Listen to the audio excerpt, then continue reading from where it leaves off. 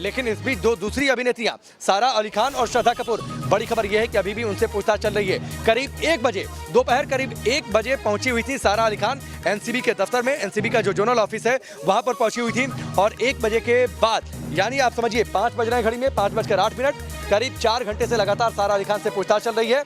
और 11:55 के आसपास श्रद्धा कपूर पहुंची हुई थी, उनसे भी पूछताछ चल रही है। यानी उनसे करीब 6 घंटे से ज्यादा का वक्त हो गया है जब पूछताछ चल रही है। 5 घंटे से सारा अली खान से और 6 घंटे से श्रद्धा कपूर से पूछताछ चल रही है। सवाल उनके साथ भी बेहद गंभीर और तीखे हैं, क्योंकि सारा अली खान का नाम लिया था रिया चक्रवर्ती ने एक इंटरव्यू के दौरान। फिल्म केदारनाथ का जिक्र किया था, थाईलैंड ट्रिप का जिक्र किया था, पावना के फार्म हाउस पर पार्टी का जिक्र किया था और इसके साथ ही जो बोटमैन है उसने भी नाम लिया था अपने लिखित बयान में। तो सारा अली खान पर गंभीर आरोप, इसके साथ ही श्रद्धा कपूर से भी पूछताछ चल रही है। बोटमैन ने श्रद्धा कपूर का भी नाम लिया था। ड्रग चैट में सीबीडी ऑयल मंगाने की बातचीत करती हुई पाई गई थी श्रद्धा कपूर। हालांकि उन्होंने कहा कि वो ड्रग्स का सेवन नहीं करती हैं। श्रद्धा कपूर ने आज ये भी जानकारी दी पूछताछ के दौरान ये भी उन्होंने कहा कि फिल्म छिछोरे की शूटिंग के दौरान उन्हें लगा था कि सुशांत सिंह राजपूत ड्रग्स लेते हैं। शैलेंद्र हमारे साथ जुड़े हैं। शैलेंद्र, 5 घंटे से सारा अली खान से श्रद्धा कपूर से पूछताछ और 4 घंटे से सारा अली खान से और 5 घंटे से श्रद्धा कपूर से पूछताछ। बताइए क्या कुछ जानकारी है, पूछताछ अभी और कितनी लंबी खिंच सकती है? देखिए, श्रद्धा कपूर की बात करें तो सबसे पहले श्रद्धा कपूर से पूछताछ की शुरुआत हुई थी। श्रद्धा कपूर ने पहले सिरे से ड्रग्स के कंजम्पशन को लेकर पूरी तरह से नकार दिया था कि वो किसी भी तरह का किसी भी मादक पदार्थ का सेवन नहीं करती, यानी कि ड्रग्स का सेवन नहीं करती। लेकिन एनसीबी की टीम लगातार उनसे पूछताछ कर रही थी।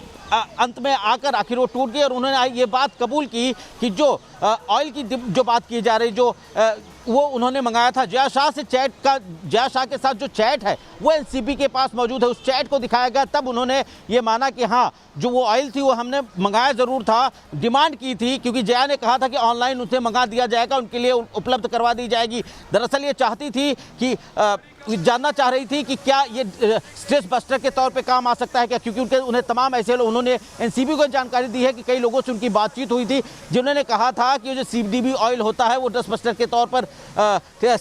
के तौर पर काम करता है। तो शूटिंग्स के बाद वो जब काफ़ी थक जाती थी तो उन्होंने सोचा था कि उसका सेवन करेंगे, उसका उपयोग करेंगे। लेकिन क्या वो अब उन तक पहुंची थी, क्या सीबीडी ऑयल जो है वो उन्हें मुहैया करवाई गई थी, ये अब तक साफ नहीं हो पाया है। और इसी सवाल पर एनसीबी की टीम उन्हें मैं आपके पास आता हूं। अभी सारा अली खान और श्रद्धा कपूर तो एनसीबी के सवालों का सामना कर रही हैं, लेकिन इससे पहले हमने कोशिश की थी कि इनसे सवाल किया जाए, लेकिन कैसे न्यूज़ नेशन के सवालों से बच रही थी वो भी देखिए।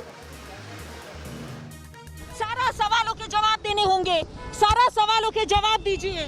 सारा हम आपसे पूछ रहे हैं, कौन सी ऐसी पार्टी आपने पावना पर की थी, कौन सी ऐसी पार्टी आपने थाईलैंड में की थी, कौन से ड्रग्स का इस्तेमाल आपने किया था। सारा सवालों का जवाब हम आपसे चाहते हैं। हम बार बार ये गुजारिश कर रहे हैं, हम आपसे पूछने की कोशिश कर रहे हैं। सारा आपने आखिर क्या ऐसे ड्रग्स मामले में आपने क्या ड्रग्स लिए हैं? सारा सवालों के जवाब दीजिए। सारा, आपकी चुप्पी बहुत कुछ बताती है। इस ड्रग्स मामले में और कौन लोग हैं? किस पेडलर से आप लेती थी सारा ड्रग्स?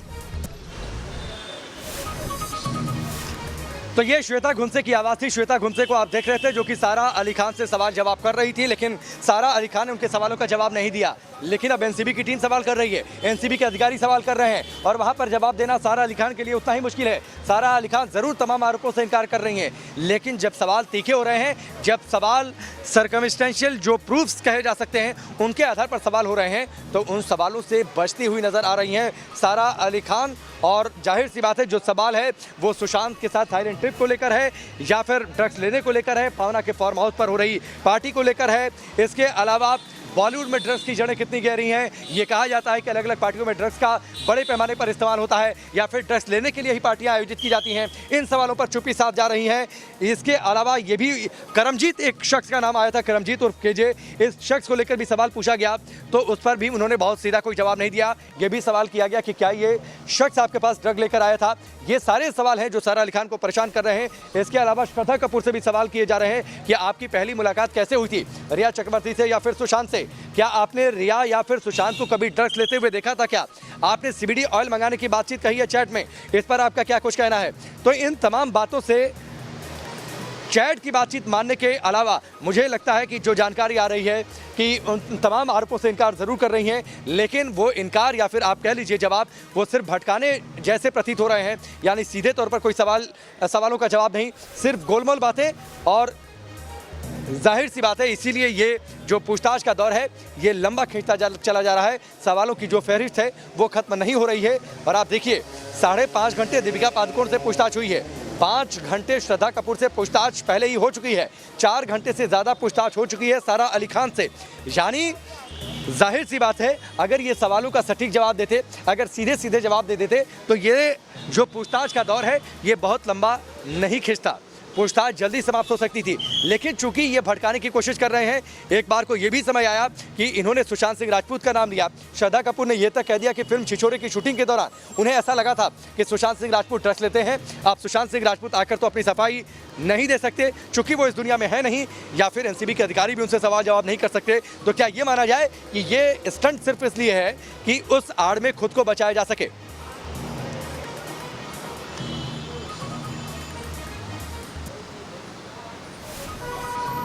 विद्या हमारे साथ जुड़े हुए हैं, सीधे उनका रुख कर लेते हैं।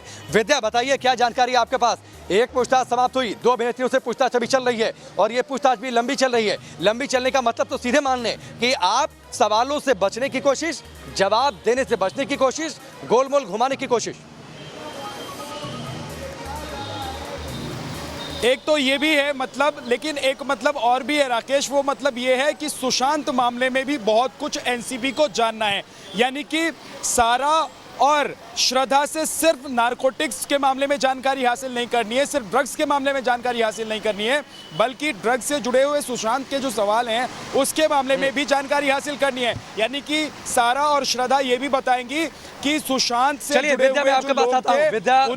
विद्या मैं आपको रोकता हूं। एक बड़ी खबर आ रही है और बड़ी खबर यह है कि दीपिका से पूछताछ के बारे में जो अब जानकारी आ रही है, एनसीबी के अधिकारी बिल्कुल भी संतुष्ट नहीं है और उन्होंने मुंबई में मौजूद एनसीबी की टीम ने दिल्ली में जो डायरेक्टर है राकेश अस्थाना उनको जानकारी दे दी है और उनको दी गई जानकारी में इस बात का जिक्र कर दिया है कि हम इस सवाल जवाब से संतुष्ट नहीं है। यानी दीपिका पादुकोण ने जो जवाब दिए हैं उससे एनसीबी के अधिकारी संतुष्ट नहीं है। और यह भी कहा गया है एनसीबी के अधिकारियों की ओर से अपने डायरेक्टर राकेश अस्थाना को यह भी कहा गया है कि दीपिका पादुकोण ने इस पूरी पूछताछ के दौरान कोई खास सहयोग नहीं किया है। यानी सवालों से बचती नजर आई, सवालों का जवाब देने से बचती नजर आई, गोलमोल टालती नजर आई, इस बात का जिक्र उन्होंने कर दिया है।